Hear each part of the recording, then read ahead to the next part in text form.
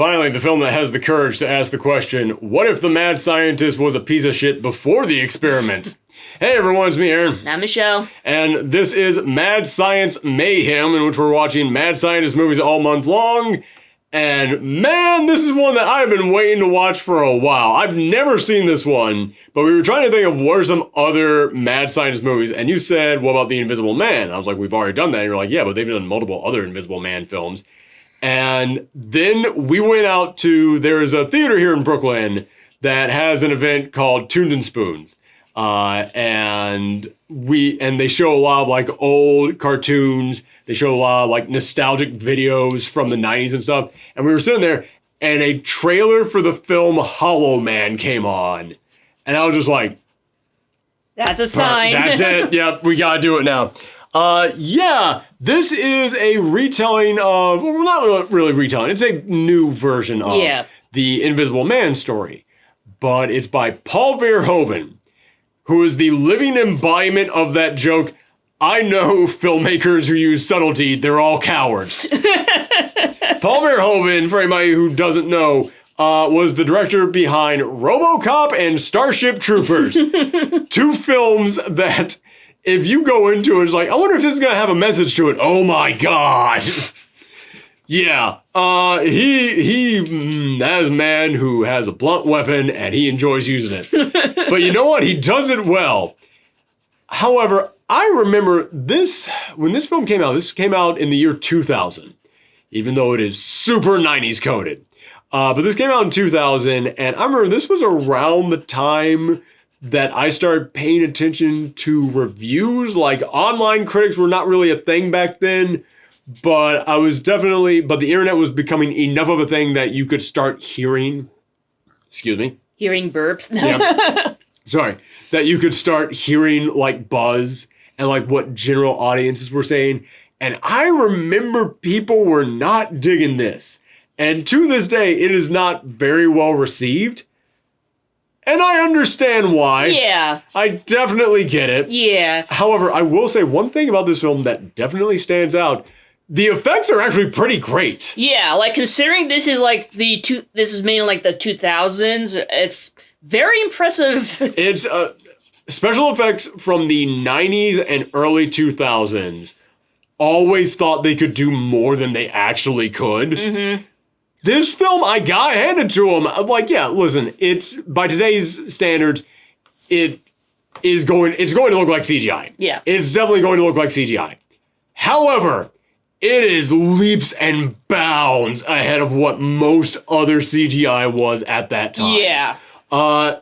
There's really impressive effects in here, and even when they do look like CGI, you're still impressed by what they're doing. Yeah. You're still impressed by the amount of work going into this. It's kind of like when you watch, like Final Fantasy VII cutscenes back in the day. You're like, yeah, this does not look good by today's standards. But back when this was made, holy cow, they were probably running an entire nuclear generator off of trying to get this thing to work. So yeah, you got to respect it for that. But yeah, the effects in here are really darn good. There's not a lot else I can applaud in this film. Yeah, it's... Yeah, so anyway, this is a story of a group of scientists who are working on a formula to become invisible. They're doing it for the Pentagon, and they've perfected the formula to make you invisible. They haven't figured out how to make you visible again. Mm-hmm.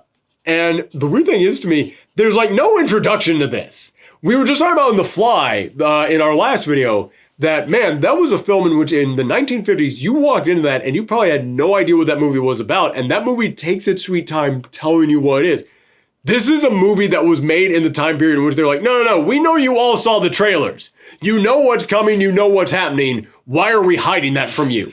Because the second that, like, it's literally like 5 minutes into this movie, they walk into the science lab and there's just cages with nothing in there, but you hear animals inside, like barking and roaring and making sound and shaking it around. And yeah, like they were...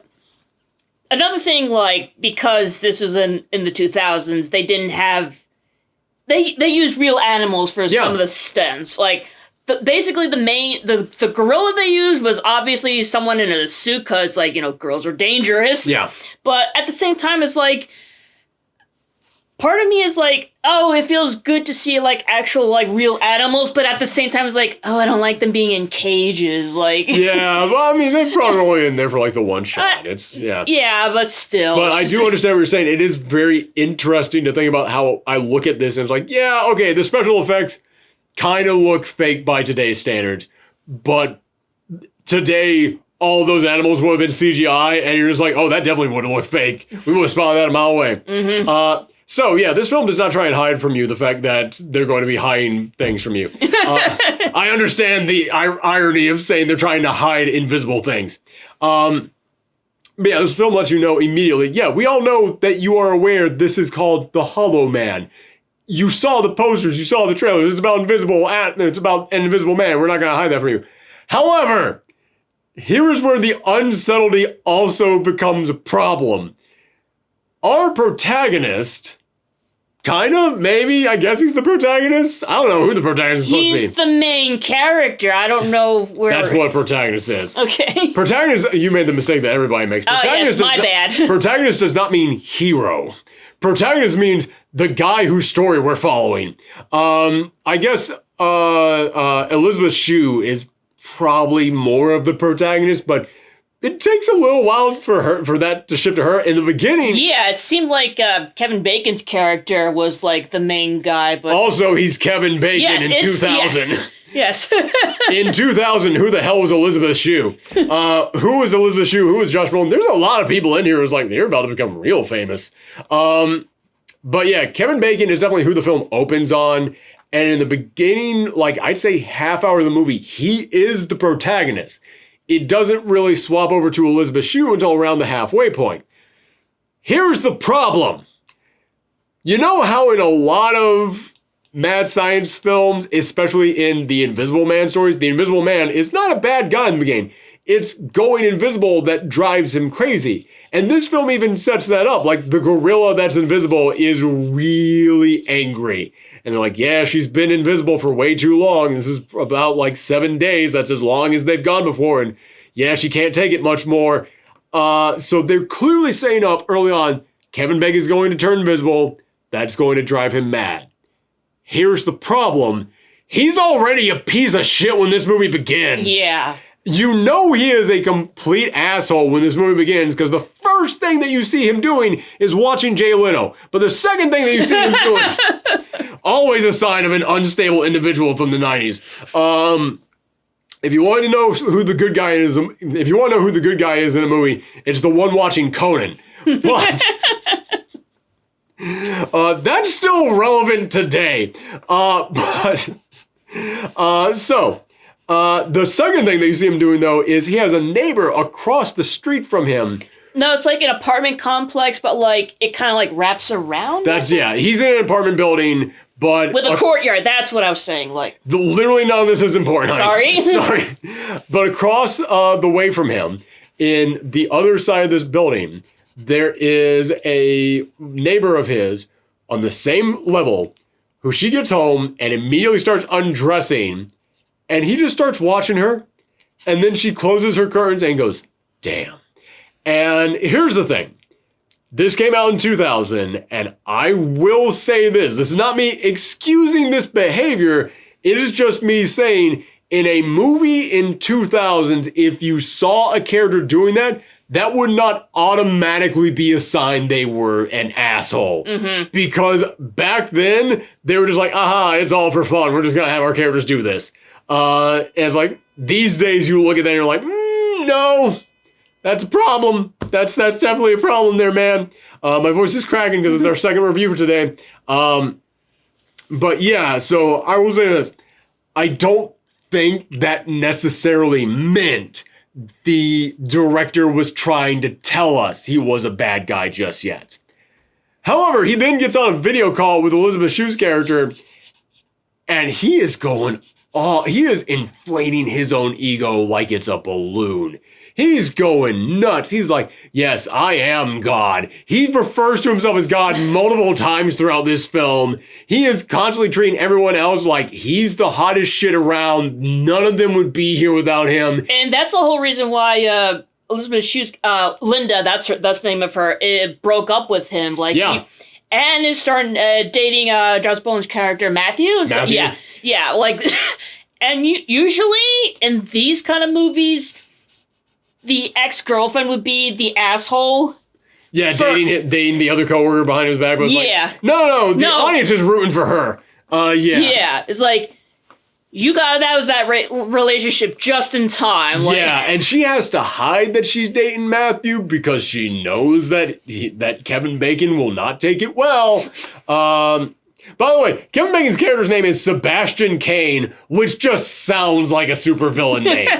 It really does. But he has got such an ego. Like, there's a moment in which they have to go and report that they were actually able to find a way to bring the gorilla back and return the gorilla back to being visible.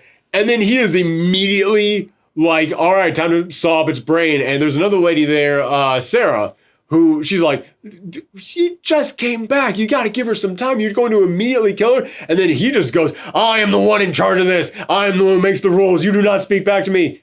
I just got you. We'll give it a week before we saw up her brain. And it's like, you're still an asshole. Even if you were just kidding about that, you're kind of an asshole for kidding about that. So yeah, you like everything he does lets you know this guy's a piece of shit. And they go to the Pentagon and they have now found a way to reverse the invisibility. And he then just lies to them and says they haven't found a way.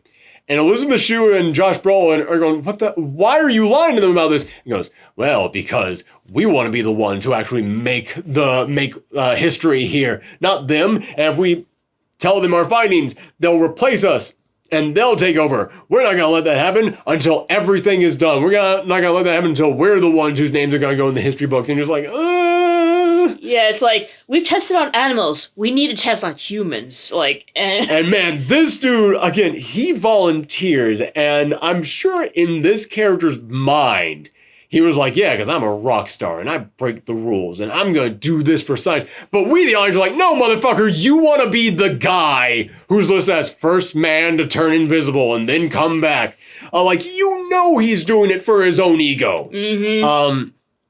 So, he does it. He turns invisible. And we already talked about the effects. We should go into a little bit more details about that.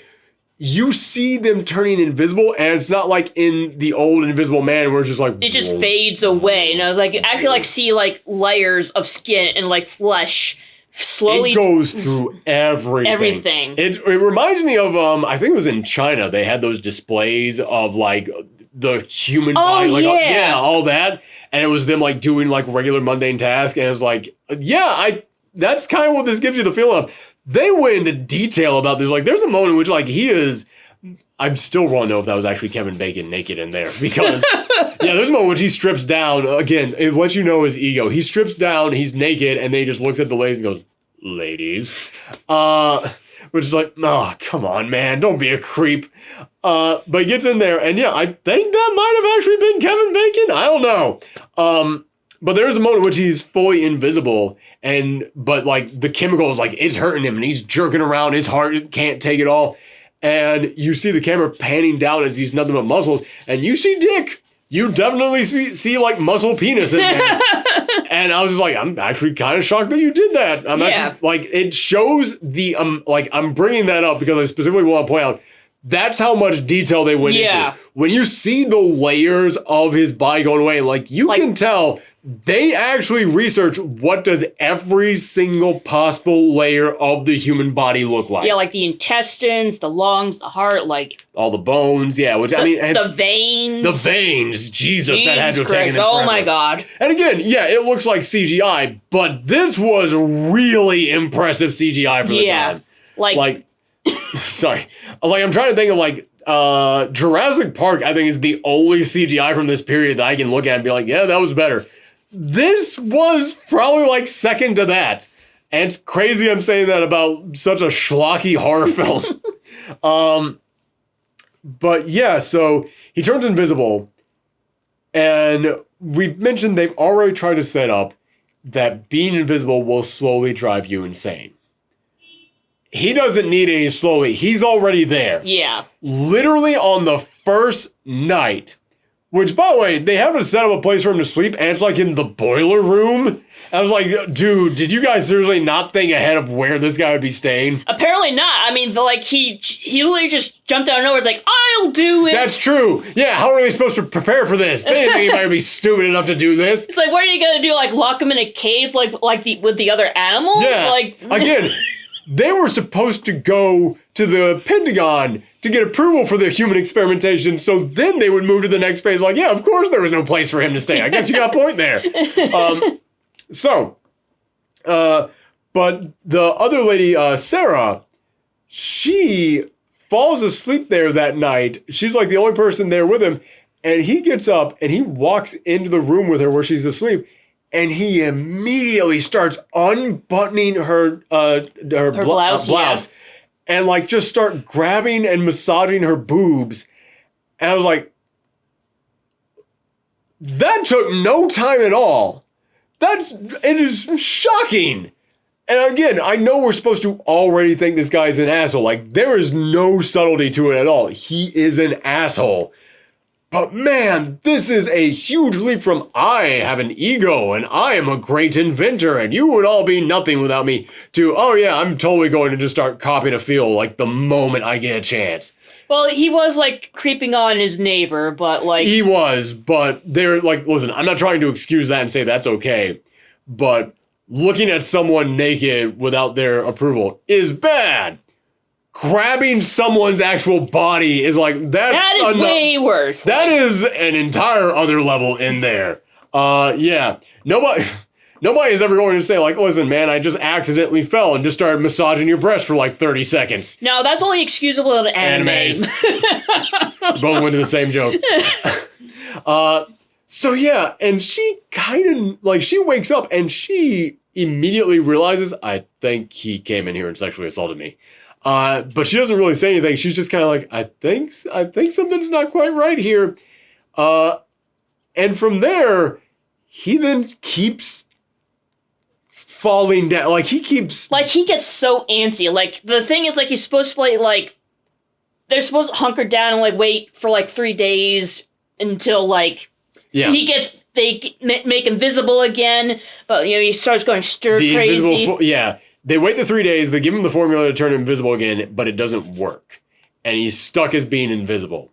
So now he is really starting to get a little bit anxious. He did not foresee this coming. He thought he was so brilliant that this would absolutely work. It worked on the gorilla, but it didn't work on him. And he's now just stuck like this.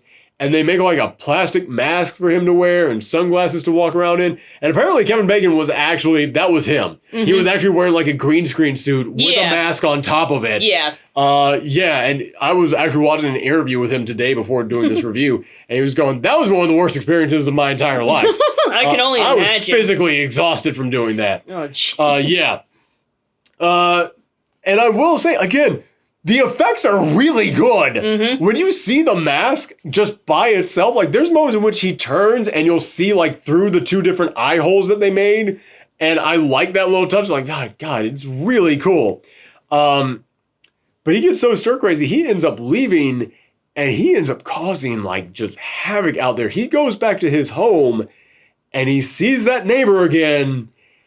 And man, he just says, who's going to know? And all I can think was, dude, you've already done it to a coworker. Like, the film is trying to set this up as, this is the big turning, there's no coming back from this moment. Like, no, that was night one. Night one, you already did this shit. But yeah, he goes across the street. Honestly, I feel like he was just trying to, like, the only thing that was holding him back is like, oh, I could have gotten caught. But like now that he's invisible, like, oh, I can't get caught. I'm gonna do all crazy shit I want. Like, yeah, there's a moment in which the coworkers, which I do like this cast of coworkers, they're pretty good. Mm-hmm. In which the coworkers are talking and they're going, man, if you could be invisible, what would you do? If you could be invisible, what would you do? And I feel like that was the inspiration for this entire movie. Mm-hmm. Of okay, what would happen if the worst person you knew became invisible? Which is a genuinely good premise for a horror film. We know that because we saw the 2020 Invisible Man movie. Oh, yeah. Which that's what that movie's premise is. Except that we're never like really following that guy. He is always the monster. It's like, yeah, it shows you like how calculating someone could be if they had that power, how they could just use it to ruin someone's life. And it's a great message about people not believing women when they talk out about their accusers. But this one just, it feels like it kind of had the same thought at the beginning, and then it just goes nuts. And it gets to a point in which, at this point, I feel like it's safe to say we're not supposed to be on his side. Oh, yeah. We're not supposed to be rooting for him, but he is completely unsympathetic after this, because he goes and he does something to the neighbor. Yeah. That's all I'll say. Yeah. And I hate that the neighbor doesn't even have any lines. She doesn't even have a name. In the credits, she's listed as Sebastian's neighbor. And it's so nuts to me that, like, she's literally just, like, she's just an object in this film. And it sucks. Yeah. It's not very good. But I'm wondering if, like, that's the statement they were trying to make. No. It's Paul Verhoeven. If he was trying to make a statement, you'd know what the statement is. Fair point. That's his whole MO. And you know what? Hey, I'm cool with that. As I have said, there are definitely some directors out there who work best not being subtle, and I'm cool with that. So, I'm wondering if you guys can see the dog's head right there. No. Anywho. So, then, at this point, we're just gone. Like, everybody knows he's being a monster. He's still trying to pass off, like, you can't prove that I did anything. But he's like, no, I'm going to murder all of you. And from there... it's like he finds, like, Linda, like, with Matt making out, and it's like... yeah. So that was, like, what threw him over the edge and, like, actually started, like, committing murders. Okay. I mean, maybe not even that, like... I was gonna say, no, that was after the assault. Assaults, plural. Like... And then, like, from there, like, he actually, like, killed a dog. Yeah! Oh my god, it's terrible! Like, and I'm not trying to say, like, oh, it's worse when you do it to a dog. No, the way that he does it is like, Jesus! Like, it made us go, Jesus Christ! And I will say, it's another invisible dog, and I do like that they use, like, heat sensors. Yes, to show that the animal is still there. The animal is still in the cage, and they have, like, heat sensor goggles that they wear to, like, try and track the animals if they get loose. I really dug that. I thought that was a very nice little feature in here. But he goes, and I'm not going to get into too many spoiler parts here, but he goes and he starts murdering people, and a lot of them are really telegraphed. Like, there is one murder involving somebody who is smoking a pipe, and... I mean, did you not realize how they were going to use the smoke? Like, it's like it's very obvious. And I'll say, I think it is a good idea. I do think that, like, okay, an invisible man being revealed through smoke, very cool idea, especially if he's going to come up and, like, attack somebody. Like, that'd be a good, like, at the last moment we see it. The problem is, I think everybody saw it coming a mile away. Mm-hmm. Because the moment that he's smoking that pipe, is like, I see where you're going with this. But yeah, not going to get into too many spoilers after that, but... From there, he just turns on all the other people in the lab. They're all trapped in this bunker underneath ground. He's taking them each out. And man, again, this is one of those moments in which they remind you this was done by the guy who did RoboCop. These kills are graphic, but they're not that engaging, no. I guess. I don't even really know why. I think it's just because at that point I was kind of gone from the film. Actually, no, I do know why these kills weren't that engaging to me. It's because this is still supposed to be a horror film, but this was made in 2000. And that sounds like I'm just washing away an entire decade, but no, okay. I know that a lot of people do kind of talk negatively about the 90s for horror films. And there are certain tropes from that time period that are very weird by today's standards, like every horror film from that time needed a soundtrack. Not a score, a soundtrack. And yeah, one of the first things that we see Kevin Bacon's character doing is him driving his fancy car, and he's blasting music and singing along to it, like, well, they really wanted to sell this soundtrack. It was a really shitty song. It was a bad song. It felt like one of those, like, public domain. Kinda, yeah. They would use instead of, like, an actual, like, soundtrack. It did. But you can tell they want to sell that CD. Like, that's what that scene is there for. And every horror film from the 90s had scenes like that. But this is also a big thing of 90s horror films. In the third act, they forget their horror films and they just become action films. And this thing is an action film in that final moment. It doesn't even make a ton of sense, some of the stuff that's going on there. But at the end, he is just taking people out. Now, admit, a lot of kills are graphic. They're going to get some jumps out of you. But he's also just making stuff explode all over the place. And they're running against time. And there's a ticking bomb going down. Oh, they got to climb past this thing as a wall of fire is coming at them. And again, there are some really good effects in here. There's like a really good effect in which he gets set on fire. And you're seeing like the ashes of his skin like slowly just being like falling off him as he turns invisible again, or you're seeing them like having a fight in like the sprinklers are on, and so you're just seeing like the outline of his body in the rain. That's really cool. Again, visually speaking, in terms of special effects, A+. I give you a ton of credit on this one.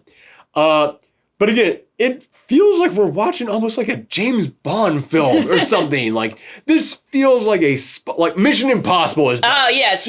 Mission Impossible is definitely what this feels like. This definitely feels like a Mission Impossible film where they have to stop... Mission Invisible. Yes. This feels like a Mission Impossible film where Tom Cruise has to stop somebody with the power to turn invisible. And yeah, it's just become like people just beating people up and just beating up an invisible man and getting like slammed into stuff by an invisible man. There is a very nice sequence in which Elizabeth Shue has to escape from a thing. Not gonna get into too many spoilers, but I kind of like that. Very pro-science, which I always enjoy. But yeah, at the end of this, I was just like, you guys know this was supposed to be a horror film, right? And that was a thing of a lot of 90s horror films that you can say. Anything else that you want to say about it? Not really. Yeah, it's a film in which you don't root for Kevin Bacon at all, despite the fact that it opens with him. And I know that like he's supposed to be a bad guy, but like he is the protagonist for the beginning of the film. And I think it's kind of supposed to be like a twist that switches over to Elizabeth Shue. But you hate this guy the entire movie. He's not written well. Like, he's supposed to be like someone who slowly goes crazy from being invisible for too long. But he's already a monster immediately. Like we said, night one, he does something that's unforgivable. But the effects really are good. And it's weird for me to like recommend something based solely on that, but I will in the end give this a C. Yeah. Because I do think that simply as like a visual treat for the eyes, it's really cool what they do in here. Yeah. I still would say this is worth watching just for that. Also, Elizabeth Shue and Josh Brolin are pretty good in this film. Like I said, I actually dug the cast of scientists outside of Kevin Bacon. I almost feel like, okay, this is an idea that just came to me right now. But if you want to have Kevin Bacon's character be such an asshole, I think an interesting thing to do would be, he's trying to like prank him. And he's trying to be like, oh yeah, I'm here, I'm hiding, I'm invisible. Oh, you don't see me. And maybe he's just like, trying to like just mess around with him. But he goes into a room and they don't realize that he's there. And he just hears all of them just shit talking him and just saying they all hate him. And they all think he's a total asshole. And then maybe that starts to set him off. Then he finds out that Elizabeth Shue is dating Josh Brolin without him knowing. I mean, he kind of did, like, listen in on them while they were talking shit, but, like, that was after... yeah, exactly. That was after he, like, already went off the deep end, so... Exactly, and that's the problem, is that he's off the deep end immediately. Mm-hmm. And again... It's Paul Verhoeven. I don't expect subtlety from this man, but yeah, this is an actual like bad storytelling thing. So yeah, that's the biggest problem with this whole thing. But yeah, anything else that you want to say? Not really. Yeah, watch it if you're curious to see actually really good 90s special effects, but that's the only thing I can give it. All right, we're going to do one more film for Mad Scientist Mayhem, and we're going to go with a film that I thought was completely like out of production, but apparently it is still available to be viewed. So you know what? We're going to check it out again. I haven't seen this one since I was a kid, but we're going to watch Freaks. No, wait, not Freaks. Freaked. Like, the one made by the Bill and Ted guy. That one. Yeah, there we go. Not Keanu Reeves, the other one. Alex Winger. That's it. Circle takes the square. I made an X. How much longer can this outro go? Anyway, you know the movie I'm talking about. Do we? You know what? Watch something with freaks in the name, and you got a, 1 in 10 chance of watching the right film. It's got Keanu Reeves in there. Who else is in there? Alex Winger. You're just all gonna watch Bill and Ted, aren't you? What if we just watched Weird Science? There we go. Even I don't know what we're watching next time. Bye, everybody. Bye.